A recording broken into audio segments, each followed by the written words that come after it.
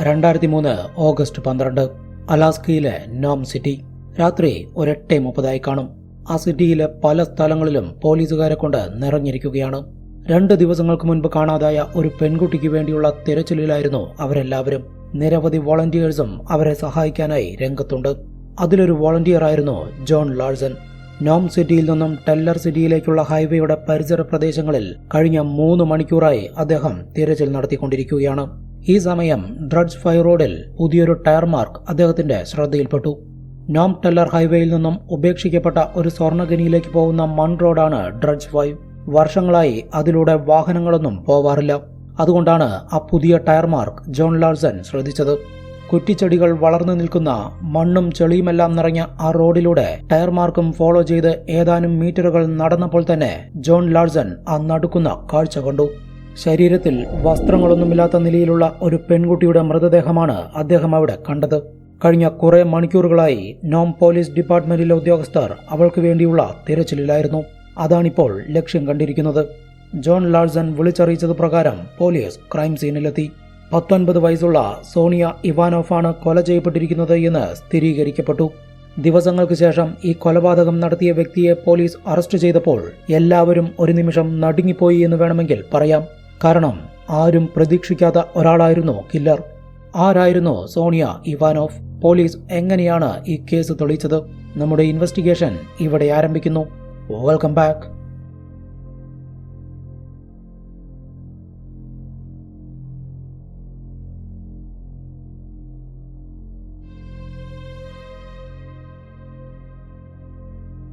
അലാസ്കയുടെ western സൈഡിൽ സ്ഥിതി ചെയ്യുന്ന ഒരു ഫിഷിംഗ് വില്ലേജാണ് ഉനാലക്ലീറ്റ്. അവിടെ ലാറി ആൻഡ് മാഗി ഇവാനോഫ് ദമ്പതികളുടെ 6 മക്കളിൽ 4ാമത്തെ മകളായി 1984 ഏപ്രിൽ 13 സോണിയ ഇവാനോഫ് ജനിച്ചത്. 1000-ൽ താഴെ മാത്രം ജനസംഖ്യയുള്ള വളരെ ചെറിയ വില്ലേജാണ് ഉനാലക്ലീറ്റ്. അവിടെ തന്റെ സഹോദരങ്ങൾക്കൊപ്പം വളരെ സന്തോഷത്തോടെ തന്നെയായിരുന്നു സോണിയ വളർന്നു വന്നത്. 2002-ൽ ബിരുദം പൂർത്തിയാക്കിയതിനു ശേഷം ഒരു റിസപ്ഷനിസ്റ്റായി ജോലി ലഭിച്ചതോടെയാണ് സോണിയ നോം സിറ്റിയിലേക്ക് താമസം മാറ്റിയത്. തൊട്ടടുത്ത വർഷം തന്നെ സോണിയയുടെ ബെസ്റ്റ് ഫ്രണ്ടായ ടിമേരി ടൊവറാക്കും നോമിലെത്തി അവളോടൊപ്പം താമസം ആരംഭിച്ചു. 2 പേരും ഒരേ അപ്പാർട്ട്മെന്റിലാണ് താമസിച്ചിരുന്നതെങ്കിലും അവർക്ക് വ്യത്യസ്ത ഷിഫ്റ്റുകളിലായിരുന്നു ജോലിയുണ്ടായിരുന്നത്. അതിനാൽ തന്നെ ഒരുമിച്ച് അവധി കിട്ടുമ്പോഴെല്ലാം സിനിമയ്ക്ക് പോകുന്നതും ഫ്രണ്ട്സിന്റെ വീടുകളിൽ പോയി ടൈം സ്പെൻഡ് ചെയ്യുന്നതുമെല്ലാം അവരുടെ പതിവായിരുന്നു. സ്വന്തമായി ഒരു കാറില്ലാത്തതിനാൽ നടന്നായിരുന്നു അവർ എല്ലാ സ്ഥലങ്ങളിലേക്കും പോയിരുന്നത്. സോണിയ കൂടുതലായി ആസ്വദിച്ചിരുന്നതും നോം സിറ്റിയിലൂടെയുള്ള നടത്തമായിരുന്നു. എന്നാൽ സോണിയുടെ സഹോദരങ്ങൾക്ക് അവൾ ഒറ്റയ്ക്ക് നോമിൽ പോയി താമസിക്കുന്നതിൽ ആശങ്കയുണ്ടായിരുന്നു. കാരണം അമേരിക്കയിൽ ഒറ്റയ്ക്ക് താമസിക്കുന്ന സ്ത്രീകൾ ആക്രമിക്കപ്പെടുന്നതും കടത്തപ്പെടുന്നതുമായ സ്ഥലങ്ങളുടെ പട്ടികയിൽ മുൻനിരയിലുള്ള ഒരു സ്റ്റേറ്റാണ് അലാസ്ക. നിലവിൽ ടിമേരി അവളോടൊപ്പമുണ്ടല്ലോ എന്നുള്ളത് മാത്രമായിരുന്നു അവരുടെ ആശ്വാസം. എന്നാൽ സോണിയുടെ സഹോദരങ്ങൾ ഭയപ്പെട്ടതുപോലെ തന്നെ സംഭവിച്ച ദിവസമായിരുന്നു 2003 ഓഗസ്റ്റ് 10. അതൊരു ഞായറാഴ്ചയാണ്. സോണിയയ്ക്കും ടിമേരിക്കും ഒരുമിച്ച് അവധി ലഭിച്ച ദിവസം. അന്ന് രാത്രി അവരുടെ ഫ്രണ്ടിന്റെ വീട്ടിൽ വെച്ച് ഒരു പാർട്ടി നടക്കുന്നുണ്ട്. അതിൽ പങ്കെടുക്കുന്നതിനായി രാത്രി ഒരു 11 മണിയോടെ ടിമേരിയും സോണിയ ഇവാനോഫും അവരുടെ അപ്പാർട്ട്മെന്റിൽ നിന്നും ഇറങ്ങി. സ്ഥലം അലാസ്കയായതുകൊണ്ട് തന്നെ പാതിരാത്രിയായാലും സൂര്യൻ അസ്തമിച്ചിട്ടുണ്ടാവില്ല. പുറത്തിറങ്ങിയാൽ പകൽ പോലെ വെളിച്ചമുണ്ടാവും. അരമണിക്കൂറോളം സ്ട്രീറ്റിലൂടെ നടന്നാണ് സോണിയയും ടിമേരിയും ഫ്രണ്ടിന്റെ വീട്ടിലെത്തിയത്. അന്ന് ആ പാർട്ടിയിൽ പങ്കെടുക്കാനായി മാത്രം ധാരാളം പേർ എത്തിയിരുന്നു. അവരിരുവരും ചേർന്ന് പുലർച്ചെ 1 മണിവരെ അവിടെ ടൈം സ്പെൻഡ് ചെയ്തു. ഇതിനിടയിൽ സോണിയ ഒരു ബിയർ മാത്രമേ കഴിച്ചിരുന്നുള്ളൂ. ടിമേരിയാണ് കൂടുതൽ കഴിച്ചത്. 1 മണി കഴിഞ്ഞതും അവർ ആ വീട്ടിൽ നിന്നും ഇറങ്ങി. കാരണം ടിമേരിക്ക് രാവിലെ 8:30 തന്നെ ഡ്യൂട്ടിക്ക് പോവേണ്ടതുണ്ട്. എന്നാൽ സോണിയയ്ക്കാണെങ്കിൽ അന്ന് ഓഫ് ഡേ ആണ്. ട്യൂസ്ഡേ ആഫ്റ്റർനൂൺ ഇനി ജോലിക്ക് പോയാൽ മതി. എൻജോയ് ചെയ്യാൻ അവൾക്ക് ഇനിയും ധാരാളം സമയമുണ്ടെന്ന് ചുരുക്കം. അതുകൊണ്ട് തന്നെ മറ്റൊരു ഫ്രണ്ടിന്റെ വീട്ടിലേക്ക് കൂടി പോവാൻ സോണിയ തീരുമാനിച്ചു. എന്നാൽ ടിമേരിക്കിനി സമയമില്ല. ഓൾറെഡി അവൾ ടയേർഡാണ്. സോണിയയില്ലാതെ അരമണിക്കൂറോളം ഒറ്റയ്ക്ക് നടക്കാനും അവൾക്ക് വയ്യ. അതിനാൽ പാർട്ടി നടന്ന വീട്ടിൽ തന്നെ കിടന്നുറങ്ങി രാവിലെ എഴുന്നേറ്റ് പോവാമെന്ന് ടിമേരി തീരുമാനിച്ചു. ഇതോടെ സോണിയ ടിമേരിയോട് ബൈ പറഞ്ഞ് ഫ്രണ്ടിന്റെ വീട്ടിലേക്ക് നടന്നു. ഏത് ഫ്രണ്ടിന്റെ വീട്ടിലേക്കാണ് പോകുന്നത് എന്ന് മാത്രം അവൾ പറഞ്ഞില്ല. ചെറിയൊരു ചാറ്റൽ മഴയോടൊപ്പം മഞ്ഞു പെയ്യുന്ന കാലാവസ്ഥയായിരുന്നു പുറത്ത്. സോണിയ ഇവാനോഫിന്റെ ഏറ്റവും പ്രിയപ്പെട്ട ക്ലൈമറ്റ്. അതുകൊണ്ട് തന്നെ ടാക്സി എടുക്കാതെ അവൾ സ്ട്രീറ്റിലൂടെ നടന്നു. സോണിയ നടന്നു പോകുന്നത് ടിമേരി കുറച്ചുനേരം നോക്കി നിന്നു. തന്റെ ഫ്രണ്ടിനെ അവസാനമായി കാണുന്ന ദിവസമായിരിക്കും അത് എന്ന് ടിമേരിക്ക് അപ്പോഴറിയില്ലായിരുന്നു. അന്ന് രാവിലെ 5 മണിക്ക് തന്നെ ഉറങ്ങി എഴുന്നേറ്റ ടിമേരി ഫ്രണ്ടിന്റെ വീട്ടിൽ നിന്നും ഇറങ്ങി അവർ താമസിക്കുന്ന അപ്പാർട്ട്മെന്റിലെത്തി. എന്നാൽ സോണിയ അവിടെ എത്തിയിട്ടില്ല. ഇന്ന് അവധിയായതിനാൽ അവൾ ഫ്രണ്ടിന്റെ വീട്ടിൽ തന്നെ കിടന്നുറങ്ങി കാണുമെന്ന് ചിന്തിച്ച ടിമേരി കുളിച്ച് ഫ്രഷായതിനു ശേഷം 8:30 തന്നെ ജോലിക്ക് പോയി. അന്ന് വൈകുന്നേരത്തോടെ ടിമേരി ജോലി കഴിഞ്ഞ് വീട്ടിലെത്തി. അപ്പോഴും സോണിയ എത്തിയിട്ടില്ല. ഇതോടെ ടിമേരിക്ക് ചെറിയ രീതിയിൽ പേടി തോന്നി തുടങ്ങി. ഏത് ഫ്രണ്ടിന്റെ വീട്ടിലേക്കാണ് പോകുന്നത് എന്ന് സോണിയ പറഞ്ഞിട്ടില്ല. അതുകൊണ്ട് തന്നെ ആരെ വിളിച്ചന്വേഷിക്കണമെന്ന് അവൾക്കൊരു ഐഡിയയും ഉണ്ടായിരുന്നില്ല. നോം സിറ്റിയിൽ ടിമേരിക്ക് അറിയാവുന്ന സുഹൃത്തുക്കളുടെ വീടുകളിലേക്കെല്ലാം അവൾ വിളിച്ചു നോക്കി. എവിടെയും സോണിയ എത്തിയിട്ടില്ല. ആ ദിവസം അങ്ങനെ കടന്നുപോയി. നോം സിറ്റിയുടെ വളരെ അടുത്തു തന്നെയാണ് സോണിയയുടെ മൂത്ത സഹോദരി ക്രിസ്റ്റീനയും അവരുടെ ഹസ്ബൻഡ് ടോമും താമസിച്ചിരുന്നത്. ഒരുപക്ഷെ സോണിയ അങ്ങോട്ട് പോയിട്ടുണ്ടാവുമെന്നുള്ള പ്രതീക്ഷയിൽ ടിമേരി ക്രിസ്റ്റീനയുടെ വീട്ടിലേക്ക് വിളിച്ചു. എന്നാൽ അവൾ അവിടെയും എത്തിയിട്ടില്ല. ഓഗസ്റ്റ് 12 വൈകുന്നേരം വരെ കാത്തിട്ടും സോണിയെക്കുറിച്ചുള്ള ഒരു വിവരവും ലഭിക്കാതായതോടെ ടിമേരിയും ക്രിസ്റ്റീനയും ചേർന്ന് നോം പോലീസ് ഡിപ്പാർട്ട്മെന്റിൽ ഒരു പരാതി നൽകി. സ്റ്റാൻ പിസ്കോയ എന്ന പോലീസ് ഓഫീസറാണ് അവരിൽ നിന്നും പരാതി എഴുതി വാങ്ങിയതും കാര്യങ്ങൾ ചോദിച്ചു മനസ്സിലാക്കിയതും. സോണിയയുടെ മദ്യപാന ശീലത്തെക്കുറിച്ചും സ്ഥിരമായി നൈറ്റ് പാർട്ടികളിൽ പങ്കെടുക്കുന്ന പെൺകുട്ടിയാണോ എന്നുള്ളതിനെക്കുറിച്ചെല്ലാമാണ് അദ്ദേഹം പ്രധാനമായും ചോദിച്ചത്. സോണിയ മദ്യപിച്ച് അഴിഞ്ഞാടി നടക്കുന്ന ഒരു പെൺകുട്ടിയാണ് എന്നുള്ള രീതിയിലാണ് പോലീസ് ചിന്തിക്കുന്നത് എന്ന് ടിമേരിക്ക് മനസ്സിലായി. ഇതോടെ ഓഗസ്റ്റ് 10 രാത്രി നടന്ന പാർട്ടിയിൽ സോണിയ ഒരു ബിയർ മാത്രമേ കുടിച്ചിരുന്നുള്ളൂ എന്നും കഴിഞ്ഞ 40 മണിക്കൂറിലേറെയായി അവളെക്കുറിച്ച് ഒരു വിവരവുമില്ല എന്നും എത്രയും പെട്ടെന്ന് അവൾക്ക് വേണ്ടിയുള്ള തിരച്ചിൽ ആരംഭിക്കണമെന്നും പറഞ്ഞ് ടിമേരി ആ പോലീസുകാരനോട് കയർത്തു സംസാരിച്ചു. എന്നിട്ടും സ്റ്റാൻ പിസ്കോയ അവരുടെ പരാതി ഗൗരവത്തിലെടുത്തതേയില്ല. ടിമേരിയും ക്രിസ്റ്റീനയും പോയതിനു ശേഷം പോലീസ് സ്റ്റേഷനിലേക്ക് ഒരു ഫോൺ കോൾ വന്നു. സോണിയ ഇവാനോഫ് ജോലി ചെയ്തിരുന്ന സ്ഥാപനത്തിലെ അവളുടെ ബോസാണ് വിളിച്ചത്. തന്റെ ഒരു ജീവനക്കാരി മിസ്സിംഗ് ആണെന്ന് പറഞ്ഞ് അദ്ദേഹവും ഒരു പരാതി കൊടുത്തു. സ്ഥിരമായി ജോലിക്കെത്താറുള്ള പെൺകുട്ടിയാണ് സോണിയ. അനാവശ്യമായി ഒരവധിയും അവൾ എടുക്കാറില്ല എന്നും കഴിഞ്ഞ കുറെ മണിക്കൂറുകളായി അവളുടെ ഫോണിലേക്ക് വിളിച്ചിട്ട് കിട്ടുന്നില്ല എന്നും അദ്ദേഹം പറഞ്ഞതോടെയാണ് നോം പോലീസ് ഡിപ്പാർട്ട്മെന്റിലെ ഉദ്യോഗസ്ഥർ ഈ കേസ് സീരിയസ് ആയി എടുത്തത്. ഇതോടെ സോണിയ ഇവാനോഫിന്റെ മിസ്സിംഗിനെ കുറിച്ച് അന്വേഷിക്കുന്നതിനായി ബ്രയാൻ റെഡ്ബേൺ എന്ന ഓഫീസറിന്റെ നേതൃത്വത്തിലുള്ള ഒരു ടീമിനെ ചുമതലപ്പെടുത്തി. ബ്രയാൻ റെഡ്ബേൺ ആദ്യം പോയത് സോണിയയും ടിമേരിയും താമസിച്ചിരുന്ന അപ്പാർട്ട്മെന്റിലേക്കായിരുന്നു. ശേഷം ടിമേരിയോട് സോണിയയുമായുള്ള അടുപ്പത്തെക്കുറിച്ചും അവളുടെ സ്വഭാവത്തെക്കുറിച്ചുമെല്ലാം ചോദിച്ചു മനസ്സിലാക്കി. അതിനുശേഷം അദ്ദേഹം ആ വീട് മുഴുവൻ പരിശോധിച്ചു. ഓഗസ്റ്റ് 11 ടിമേരി ജോലിക്ക് പോയ സമയത്ത് സോണിയ ആ വീട്ടിൽ വന്ന് പോയിട്ടുണ്ടോ എന്നുള്ള സംശയം അദ്ദേഹത്തിനുണ്ടായിരുന്നു. പക്ഷേ സോണിയ ഇവാനോഫിന്റെ പേഴ്സും വീടിന്റെ കീയും ഒഴിച്ച് മറ്റെല്ലാ സാധനങ്ങളും ആ വീടിനകത്ത് തന്നെ ഉണ്ടായിരുന്നു. അവളുടെ മേക്കപ്പ് സെറ്റ് പോലും അനങ്ങിയിട്ടില്ല. അതായത് അന്ന് കാണാതായതിനു ശേഷം സോണിയ ആ വീട്ടിൽ വന്നിട്ടില്ല എന്ന് വ്യക്തമാണ്. സോണിയ ഇവാനോഫിന് ബോയ് ഫ്രണ്ട് ആരെങ്കിലും ഉണ്ടോ എന്ന് അദ്ദേഹം ടിമേരിയോട് ചോദിച്ച സമയത്ത് അവളൊരു പേര് പറഞ്ഞു, ഡാനിയൽ ആംഗസ് കൂനക്. സോണിയ ഇവാനോഫിന് നോം സിറ്റിയിൽ ധാരാളം ഫ്രണ്ട്സ് ഉണ്ട്. അതിൽ നിരവധി ആണുങ്ങളുമുണ്ട്.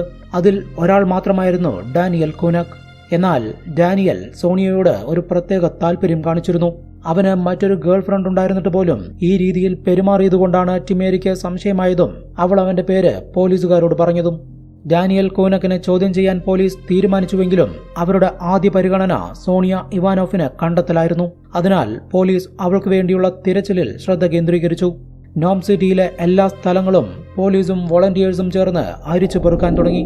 അങ്ങനെയാണ് തുടക്കത്തിൽ പറഞ്ഞതുപോലെ ഓഗസ്റ്റ് 12 രാത്രി 8:30 ജോൺ ലാർസൺ എന്ന വോളണ്ടിയർ സോണിയ ഇവാനോഫിന്റെ മൃതദേഹം കണ്ടെത്തിയതും പോലീസിൽ വിവരമറിയിച്ചതും. തുടർന്ന് പോലീസും ഫോറൻസിക് ടീമും ക്രൈം സീനിലെത്തി പരിശോധനകൾ ആരംഭിച്ചു. മൃതദേഹത്തിൽ നിന്നും കുറച്ചു മാറി ഒരു വാഹനത്തിന്റെ ടയർ മാർക്ക് പോലീസുകാരുടെ ശ്രദ്ധയിൽപ്പെട്ടു. അതിൽ 3 ടയറുകളുടെ പ്രിന്റുകൾ ഒരേപോലെയുള്ളതും ഒരു ടയറിന്റെ പ്രിന്റ് മാത്രം വ്യത്യസ്തവുമായിരുന്നു. ടയർ മാർക്കിന്റെ വലിപ്പം വെച്ച് അതൊരു പിക്കപ്പ് ട്രക്ക് ആയിരിക്കാനാണ് സാധ്യത. മൃതദേഹത്തിന്റെ മുകളിലായി ധാരാളം ഇലകൾ വീണ് കിടക്കുന്നുണ്ട്. അതുപോലെ മുഖത്തെ ഒരു ചതവൊഴിച്ചാൽ ശരീരത്തിൽ മറ്റു പരുക്കുകളൊന്നും കാണുന്നുമില്ല. കാലിൽ ഒരു സോക്സ് മാത്രമേ ധരിച്ചിട്ടുള്ളൂ. ശരീരത്തിൽ മറ്റു വസ്ത്രങ്ങളൊന്നുമില്ല. ലൈംഗിക പീഡനം നടന്നിട്ടുള്ളതിന്റെ എല്ലാ ലക്ഷണങ്ങളുമുണ്ട്. പിന്നീട് നടന്ന വിശദമായ പരിശോധനയിലാണ് മരണകാരണം വ്യക്തമായത്. സോണിയുടെ തലയ്ക്ക് പുറകിലായി ഒരു വെടിയുണ്ട തുളച്ചു കയറിയിട്ടുണ്ട്. പക്ഷേ അവളുടെ മുടിയിൽ ചോര കട്ടപിടിച്ചു കിടക്കുന്നുണ്ട് എന്നതൊഴിച്ചാൽ ഡെഡ് ബോഡി കിടന്ന സ്ഥലത്തൊന്നും ചോരയുണ്ടായിരുന്നില്ല. ഓഗസ്റ്റ് 11 നോമിൽ നല്ല രീതിയിലുള്ള മഴ പെയ്തിട്ടുണ്ട്. ആ മഴയിൽ ചോര ഒലിച്ചു പോയിരിക്കാനാണ് സാധ്യത. ഇതെല്ലാം വെച്ച് നോക്കുമ്പോൾ ഡെഡ് ബോഡി ഉപേക്ഷിക്കപ്പെട്ടിട്ട് 24 മണിക്കൂറിൽ കൂടുതലായിട്ടുണ്ട് എന്ന് വ്യക്തമാണ്. ശക്തമായ മഴയിൽ മൃതദേഹം വളരെ നേരം കിടന്നിട്ടുള്ളതിനാൽ പല ഫോറൻസിക് എവിഡൻസുകളും നശിച്ചു പോയിരിക്കുന്നു. എന്നിരുന്നാലും ക്രൈം സീനിൽ നിന്നും പ്രധാനപ്പെട്ട മറ്റൊരു തെളിവ് ലഭിച്ചു. വീണുകിടന്നിരുന്ന ഒരു മരത്തിന്റെ കൊമ്പിൽ ഒരിഞ്ഞത് കാരണം കില്ലർ വന്ന വാഹനത്തിന്റെ പെയിന്റ് ഇളകിപ്പോയിട്ടുണ്ട്. ആ പെയിന്റിന്റെ അംശങ്ങൾ ആ മരത്തിൽ നിന്നും പോലീസ് കണ്ടെത്തി. ബ്ലൂ കളർ പെയിന്റ് ആയിരുന്നു അത്. ഇതിൽ നിന്നും ഒരു മിസ്മാച്ച്ഡ് ടയറോടുകൂടിയ നീല കളർ പിക്കപ്പ് ട്രക്കാണ് കില്ലറിന്റെ വാഹനം എന്നുള്ള നിഗമനത്തിലേക്ക് പോലീസുകാർ എത്തിച്ചേർന്നു. വെറും 3500 പേർ മാത്രം താമസിക്കുന്ന നോം സിറ്റിയിൽ നിന്നും അത്തരത്തിലൊരു വാഹനം കണ്ടെത്തുക എന്നുള്ളത് പോലീസുകാരെ സംബന്ധിച്ച് വളരെ എളുപ്പമാണ്. എന്നാൽ ടിമേരി ഡാനിയൽ കൂനക്കിന്റെ കാര്യം നേരത്തെ തന്നെ ഡിറ്റക്റ്റീവ് ബ്രയാൻ റെഡ്ബേണിനോട് സൂചിപ്പിച്ചിട്ടുള്ളതിനാൽ അവന്റെ വീട്ടിലേക്കാണ് പോലീസ് ആദ്യം എത്തിയത്. ആ വീട്ടിലെ ഗാരേജിൽ ഡോഡ്ജിന്റെ ഒരു നീല പിക്കപ്പ് ട്രക്ക് കിടക്കുന്നുണ്ടായിരുന്നു. ആ വാഹനത്തിന്റെ 3 ടയറുകൾ ഒരേ ബ്രാൻഡും ഒരു ടയർ മാത്രം മറ്റൊരു ബ്രാൻഡുമാണ്. ആ ട്രക്കിന്റെ അകത്ത് നടത്തിയ പരിശോധനയിൽ ഫ്ലോറിൽ നിന്നും ധാരാളം ചോരക്കറ കണ്ടെത്തി. കൂടാതെ 3 റൈഫിളുകളും ആ വാഹനത്തിനകത്തുണ്ടായിരുന്നു. ഡാനിയലിന്റെ വീടിനകത്ത് നടത്തിയ പരിശോധനയിൽ അയാളുടെ ബെഡ്റൂമിൽ നിന്നും അഡിഡാസിന്റെ ഒരു ജോഡി ഷൂസ് കണ്ടെത്തി. അതിലും ചോരക്കറയുണ്ടായിരുന്നു. ഈ തെളിവുകളെല്ലാം കളക്ട് ചെയ്ത പോലീസ് അവയെല്ലാം വിദഗ്ധ പരിശോധനയ്ക്കായി ലാബിലേക്ക് അയച്ചു. അതിനോടൊപ്പം ഡാനിയൽ കൂനക്കിനെ വിശദമായി ചോദ്യം ചെയ്യുകയും ചെയ്തു. സോണിയ ഇവാനോഫിനോട് ഒരു പ്രത്യേക താല്പര്യമുണ്ടായിരുന്നു എന്ന് തുറന്നു സമ്മതിച്ച ഡാനിയൽ കൊലപാതകത്തിൽ തനിക്ക് പങ്കില്ല എന്നും സോണിയ മിസ്സിംഗ് ആയ ദിവസം താൻ നോം സിറ്റിക്ക് പുറത്ത് ഫ്രണ്ട്സിനോടൊപ്പം ഒരു ഹണ്ടിങ്ങിന് പോയിരിക്കുകയായിരുന്നു എന്നുമാണ് പറഞ്ഞത്. പോലീസ് ഡാനിയലിന്റെ മൊഴി വിശ്വാസത്തിലെടുത്തില്ല. ഡാനിയൽ കൂനക്ക് തന്നെയാണ് ഈ കൊലപാതകത്തിന് പിന്നിലുള്ളത് എന്ന് അവർ ഉറപ്പിച്ചിരുന്നു. എന്നാൽ ഫോറൻസിക് റിപ്പോർട്ട് പുറത്തു വന്നതോടെ കാര്യങ്ങൾ തകിടം മറിഞ്ഞു. ഡാനിയലിന്റെ ട്രക്കിനകത്ത് നിന്നും അതുപോലെ അദ്ദേഹത്തിന്റെ ഷൂസിൽ നിന്നും കണ്ടെത്തിയ രക്തം മനുഷ്യരക്തമായിരുന്നില്ല. അത് ഒരു മൃഗത്തിന്റെ രക്തമായിരുന്നു. ആ വാഹനത്തിനകത്ത് നിന്നും കണ്ടെത്തിയ റൈഫിളുകളെല്ലാം ഹണ്ടിങ്ങിന് ഉപയോഗിക്കുന്നതാണെന്നും അതിൽ നിന്നും വെടിയേറ്റല്ല സോണിയ കൊല ചെയ്യപ്പെട്ടിരിക്കുന്നത് എന്നും സ്ഥിരീകരിക്കപ്പെട്ടു. ഇതിനെല്ലാം പുറമെ ക്രൈം സീനിൽ നിന്നും കണ്ടെത്തിയ ടയർ മാർക്ക് ഡാനിയലിന്റെ പിക്കപ്പ് ട്രക്കിന്റെ ടയറുകളുമായി മാച്ച് ആയില്ല എന്ന് മാത്രമല്ല, ആ വാഹനം എവിടെയെങ്കിലും ഉരഞ്ഞതായോ പെയിന്റ് അടർന്നു പോയതായോ ഉള്ള ഒരു ലക്ഷണവുമില്ല. ഇതോടെ ഡാനിയൽ കൂനക് പോലീസിന്റെ സസ്പെക്ട് ലിസ്റ്റിൽ നിന്നും ഒഴിവാക്കപ്പെട്ടു. സോണിയ ഇവാനോഫ് കൊല ചെയ്യപ്പെട്ട സംഭവം വലിയ വാർത്താ പ്രാധാന്യം നേടിയതോടെ നിർണായക വെളിപ്പെടുത്തലുമായി ഒരു പെൺകുട്ടി രംഗത്ത് വന്നു. ഫ്ലോറൻസ് ഹാബ്രോസ് എന്നാണ് അവളുടെ പേര്. ഹൈസ്കൂളിൽ സോണിയ ഇവാനോഫിന്റെ സീനിയറായിരുന്ന ഫ്ലോറൻസ് പറഞ്ഞത് ഇങ്ങനെയാണ്. ഓഗസ്റ്റ് 11 പുലർച്ചെ ഒരു 1:30 കാണും. ഫ്ലോറൻസും അവളുടെ ഫ്രണ്ട് ഡെനീറ്റയും നൈറ്റ് പാർട്ടി കഴിഞ്ഞ് ഒരു ഫ്രണ്ടിന്റെ വീടിന് മുന്നിൽ നിന്ന് സംസാരിച്ചു കൊണ്ടിരിക്കുകയായിരുന്നു. കുറച്ചകലെയായി ഒരു പോലീസ് വാഹനം നിർത്തിയിട്ടിരിക്കുന്നു. അതിനടുത്തായി ഒരു പെൺകുട്ടി നിന്ന് പോലീസ് വാഹനം ഓടിച്ചിരുന്ന വ്യക്തിയുമായി സംസാരിക്കുകയാണ്. സൂക്ഷിച്ചു നോക്കിയപ്പോഴാണ് ആ പെൺകുട്ടി സോണിയ ഇവാനോഫ് ആണെന്ന് ഫ്ലോറൻസിന് മനസ്സിലായത്.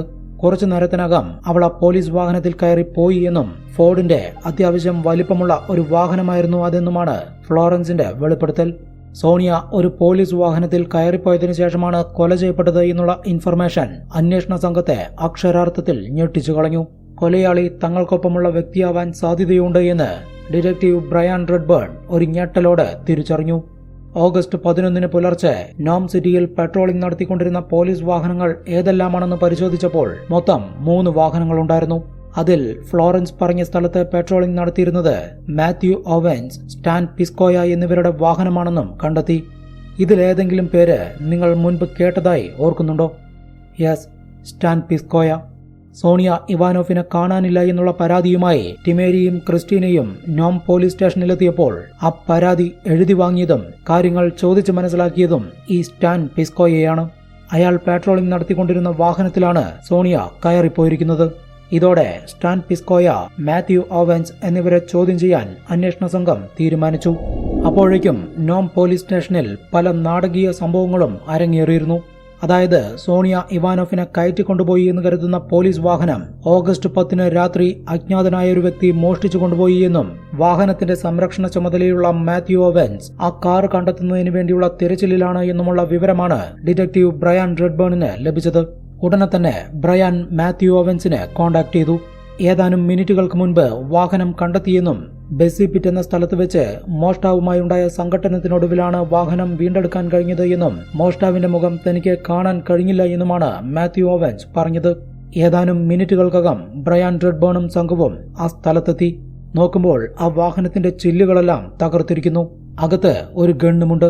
അത് വാഹനത്തോടൊപ്പം നഷ്ടപ്പെട്ട മാത്യു ഓവൻസിന്റെ ഗണ്ണാണ്. ഇതിനെല്ലാം പുറമെ ആ വാഹനത്തിനകത്ത് ഒരു കത്തുണ്ടായിരുന്നു. അത് ബ്രയാൻ റെഡ്ബേൺ വായിച്ചു നോക്കി. പോലീസുകാരെ പന്നികളെന്ന് വിശേഷിപ്പിച്ചുകൊണ്ടാണ് ആ കത്ത് ആരംഭിക്കുന്നത്. എനിക്ക് ഈ പന്നികളെ തീരെ ഇഷ്ടമല്ല. അവരോട് പ്രതികാരം ചെയ്യാനാണ് ഞാൻ ഈ വാഹനം മോഷ്ടിച്ചത്. വഴിമധ്യേ ഞാനും ഒരു പന്നിയാണെന്ന് തെറ്റിദ്ധരിച്ച് സോണിയ ലിഫ്റ്റ് ചോദിക്കുകയായിരുന്നു. തെറ്റായ സമയത്ത് തെറ്റായ ഒരാളുടെ മുന്നിൽ അവൾ അകപ്പെടുകയായിരുന്നു എന്ന് തുടങ്ങി കുറച്ചധികം കാര്യങ്ങൾ ആ കത്തിലെഴുതിയിരുന്നു. അതായത് ആ പോലീസ് വാഹനം മോഷ്ടിച്ചു കൊണ്ടുപോയ വ്യക്തി വഴിമധ്യേ സോണിയയ്ക്ക് ലിഫ്റ്റ് കൊടുത്തതാണെന്നും പിന്നീട് അയാൾ അവളെ കൊലപ്പെടുത്തിയതാണ് എന്നും പോലീസുകാരോടുള്ള അടങ്ങാത്ത ദേഷ്യത്തിന്റെ പുറത്താണ് അയാൾ ഇതെല്ലാം ചെയ്തത് എന്നുമാണ് ആ കത്ത് വായിച്ചതിൽ നിന്നും ഡിറ്റക്റ്റീവ് ബ്രയാൻ റെഡ്ബേണിന് മനസ്സിലായത്. എന്നാൽ അപ്പോൾ തന്നെ കില്ലർ ആരാണെന്നുള്ള ഒരു ഏകദേശ ധാരണ അദ്ദേഹത്തിന് ലഭിച്ചു കഴിഞ്ഞിരുന്നു. പോലീസുകാർ തന്നെയാണ് ഈ കൊലപാതകത്തിന് പിന്നിലുള്ളത് എന്ന് ഡിപ്പാർട്ട്മെന്റിൽ സംസാര വിഷയമായതോടെ FBI-യും ഈ കേസിൽ ഇൻവോൾവായി. അവർ സ്റ്റാൻ പിസ്കോയെയും മാത്യു ഓവൻസിനെയും വിശദമായി ചോദ്യം ചെയ്തു. ഓഗസ്റ്റ് 11 രാത്രി 1 മണിയോടെ തന്നെ താൻ പാട്രോളിംഗ് അവസാനിപ്പിച്ച് വീട്ടിലേക്ക് പോയി എന്നും പിന്നീട് മാത്യു ഓവൻസ് ആണ് പോലീസ് വാഹനവുമായി സ്റ്റേഷനിലേക്ക് പോയത് എന്നുമാണ് സ്റ്റാൻ പിസ്കോയെ പറഞ്ഞത്. പോലീസ് വാഹനം നേരെ സ്റ്റേഷനിലെ പാർക്കിംഗ് ലോട്ടിൽ കൊണ്ട് നിർത്തിയതിനു ശേഷം ചാർജ് കൈമാറി താൻ വീട്ടിലേക്ക് പോയി എന്നും അതിനുശേഷമാണ് വാഹനം മോഷ്ടിക്കപ്പെട്ടത് എന്നുമാണ് മാത്യു ഓവൻസിന്റെ വെളിപ്പെടുത്തൽ. രണ്ടുപേരുടെയും മൊഴികളിൽ FBI ഉദ്യോഗസ്ഥർക്ക് സംശയമുണ്ടായിരുന്നു. അങ്ങനെയിരിക്കുന്ന സമയത്താണ് നിർണായക വെളിപ്പെടുത്തലുമായി മാത്യു ഓവൻസിന്റെ ആദ്യ ഭാര്യ രംഗത്ത് വന്നത്.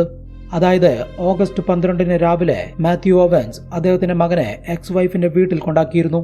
താൻ സോണിയ ഇവാനോവ് എന്നൊരു പെൺകുട്ടിയുടെ മിസ്സിംഗ് കേസുമായി ബന്ധപ്പെട്ട തിരക്കിലാണെന്നും അതിനാൽ മകനെ കുറച്ചു ദിവസം നീ നോക്കണമെന്നും മാത്യു തന്നോട് പറഞ്ഞിരുന്നു എന്നാണ് ആ സ്ത്രീയുടെ വെളിപ്പെടുത്തൽ.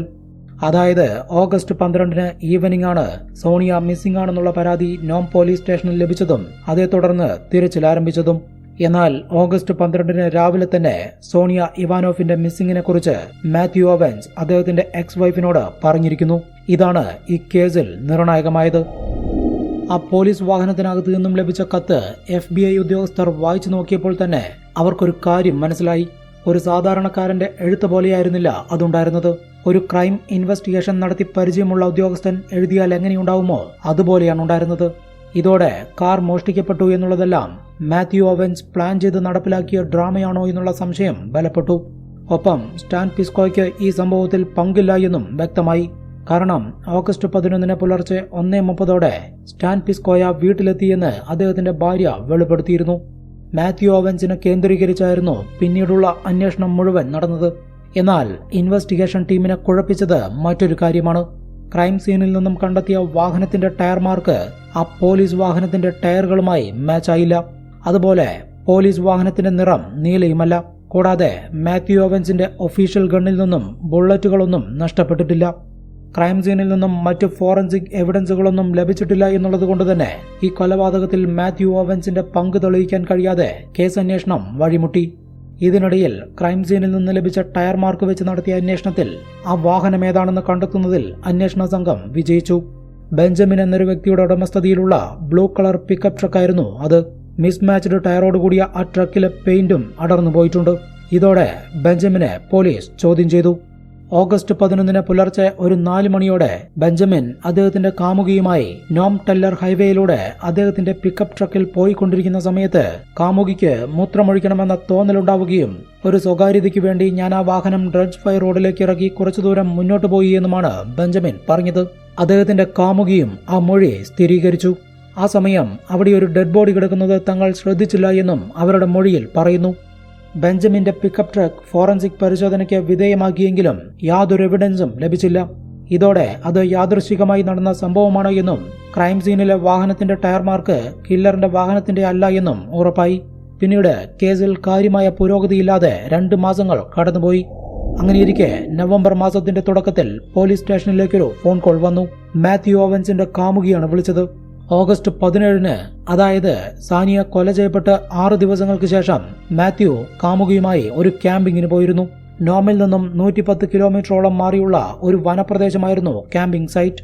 രാത്രി ടെന്റിനകത്ത് കിടന്നുറങ്ങുകയായിരുന്ന താൻ ഉറക്കമുണർന്നു നോക്കിയപ്പോൾ മാത്യു പുറത്ത് തീ കൂട്ടിയിരിക്കുന്നതായും കുറച്ച് വസ്ത്രങ്ങൾ ആ തീയിലേക്കിടുന്നതായി താൻ കണ്ടു എന്നുമാണ് ആ സ്ത്രീ പറഞ്ഞത്.